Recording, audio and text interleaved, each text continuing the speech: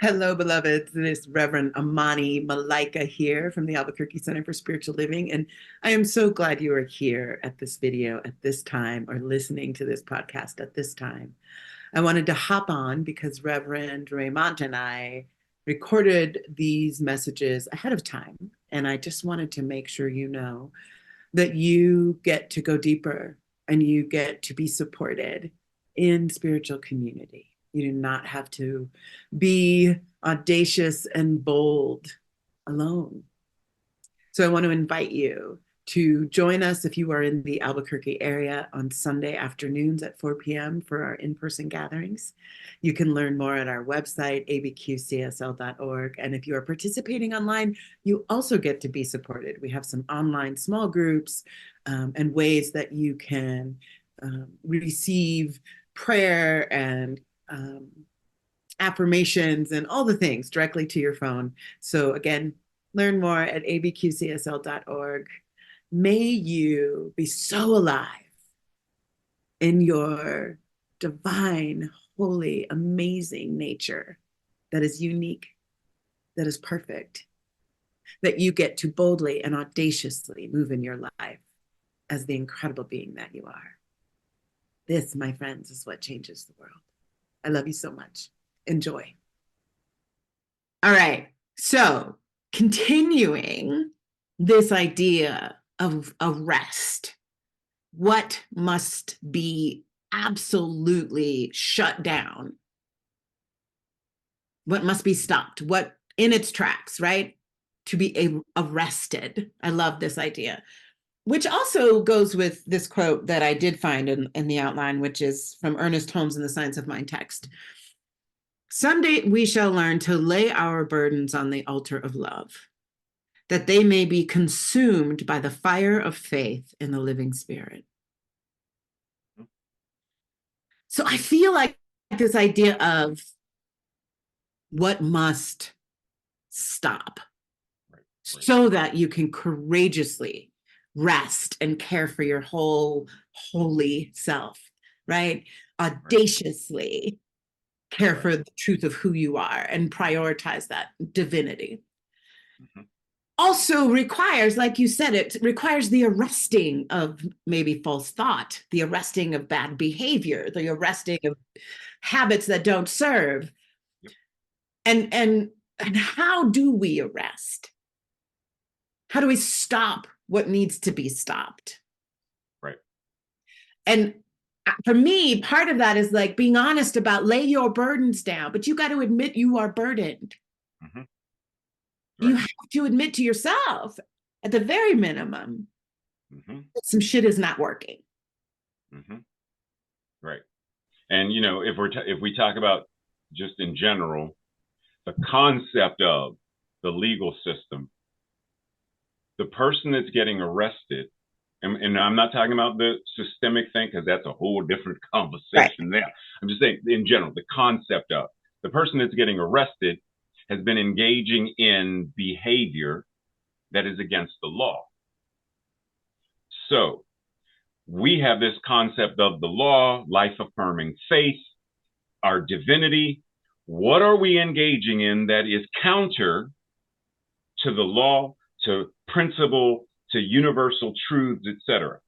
If I am addicted to worry, lack, scarcity, self-abuse in whatever form, if I'm addicted to that and that's what I'm doing, then I am, quote unquote, breaking the law. I am being bound by precedent, not freed by principle, etc. Mm-hmm. So I have to be able to identify the behavior that is counter to, and then arrest it, stop it, put whatever into place to reduce the likelihood that it will reoccur in order to now be fired up about all that this idea, which you mentioned about, you know, this life-affirming faith and spirit, in order to be fired up, in order to be like on fire with, in order to be, and even with the concept of, you know, with pottery, you fire up the kiln in order to make the clay solid and a usable vessel.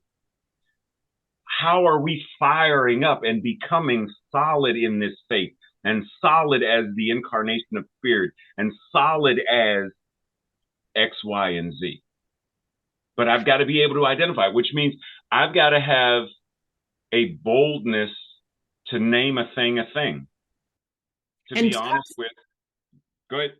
And trust that if I stop this thing, this habit, this addiction, this way of being that has been serving me in some way, Mm-hmm.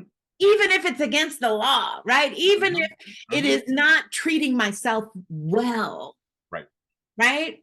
Maybe I have been overly busy, huge one for me, right? I overcommit myself. I overguess myself on a regular basis, right? I know this about myself. This is a burden I take to God on a regular basis, and then I'm like, I'm gonna take it back. I'm gonna go get busy again. Right. Right. So how do I begin to trust that if I lay this burden down, if I arrest this behavior, if I stop thinking this thought, am I gonna be okay? Like, for real, is God really gonna hold me in that? Right. Is the law really gonna come through? Like, you sure, Raymont? Right. Put this burden down. If I give up this old way of thinking and being, if I let go of the hustle and the grind, who's paying my bills? Right. and one thing that comes up for me is, if we had the kind of life-affirming faith in spiritual principles and laws the same way we do for laws of gravity, etc., there is never a time when I, stand on the roof and wonder, if I decide not to use the ladder, I wonder if, I know what gravity is going to do. But here we are when it comes to spiritual principles and all of this other stuff, and we question, well, if I do this, if I let this go, if I surrender this, if I burn this up, if I leave it on the altar, will this? And it goes back to what you said about that trust. How do we develop the trust of the divine, of universal principles, in order to have, even if it's not a knowing, have more of a willingness. Right. To step out on faith. Yep. I have to talk to myself, I am tired. And I really feel like I probably should lay down. That's really what my body's trying to tell me. Can I trust? Can I trust that is going to be okay? The sky is not going to fall if I take a nap today. Right. The earth will continue to turn. The babies will get fed. Somebody going to figure out dinner if I take a nap. Right. Because that's what faith is asking of us. If I change my behavior, if I change my way of being, if I let go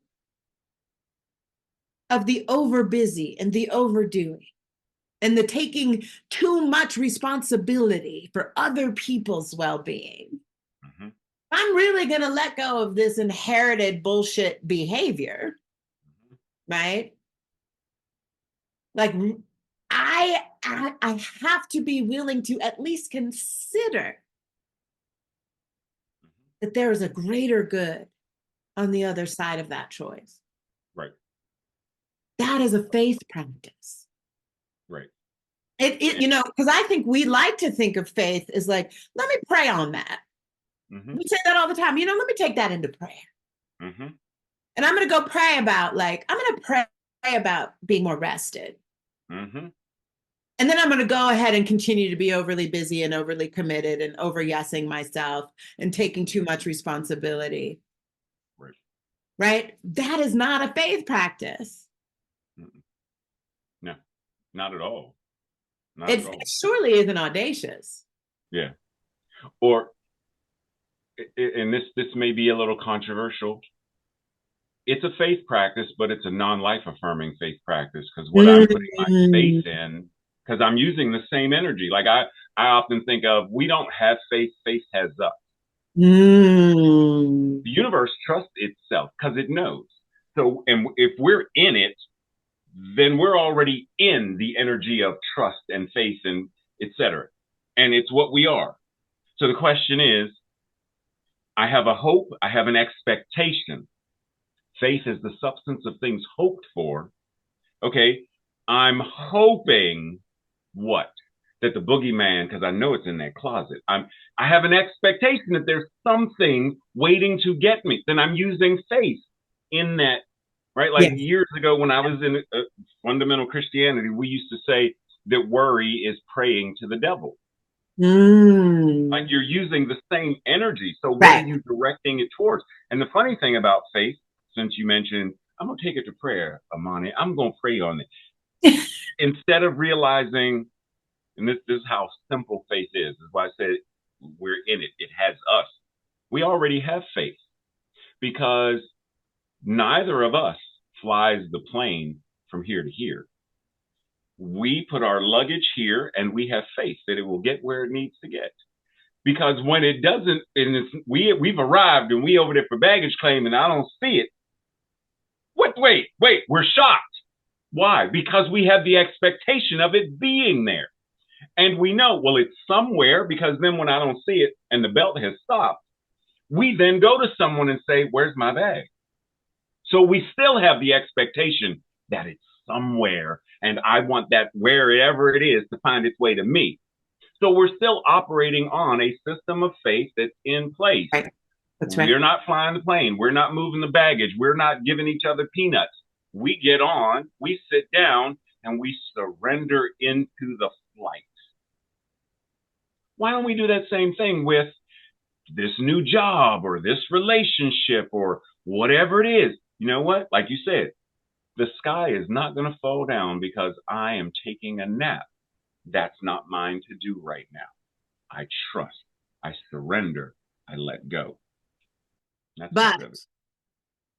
the laying of the burden on the altar of love that Ernest Holmes is talking about, the arresting, the Mm-hmm. stopping, requires me, requires you, requires us to change. Mm-hmm. Yeah. We say we want to be transformed in the spirit.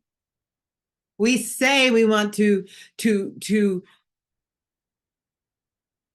evolve as spiritual beings. But when it comes down to it, the rubber hits the road when I am asked to change my habit. Am I habituated to having faith Mm-hmm. that it's always going to be like this?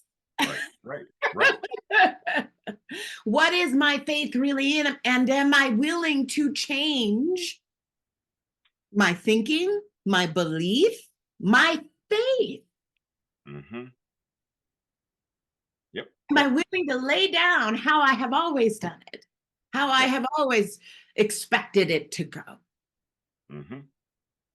Am I willing, for me, part of my prayer is like, am I willing to be surprised?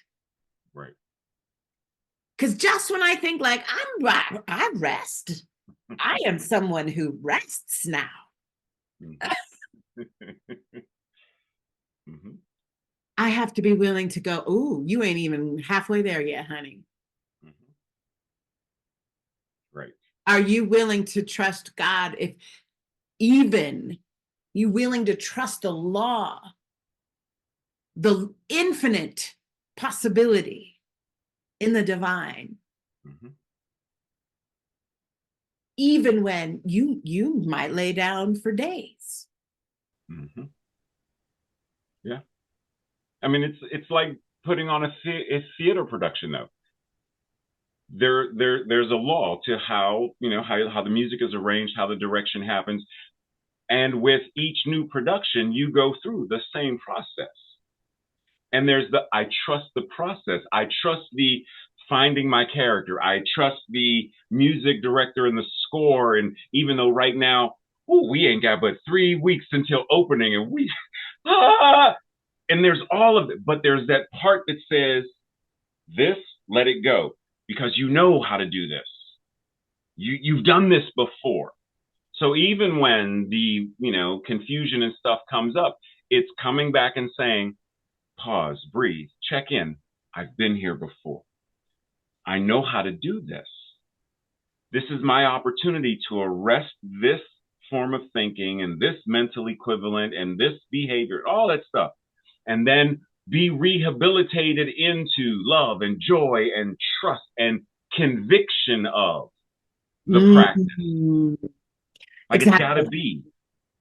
Like I have a practice that when I am really tripping, right? Like when I am really tripping, when I have a really fallen into doubt and misbelief, I do not believe this good is going to arrive. I do not think that I'm going to get through this moment.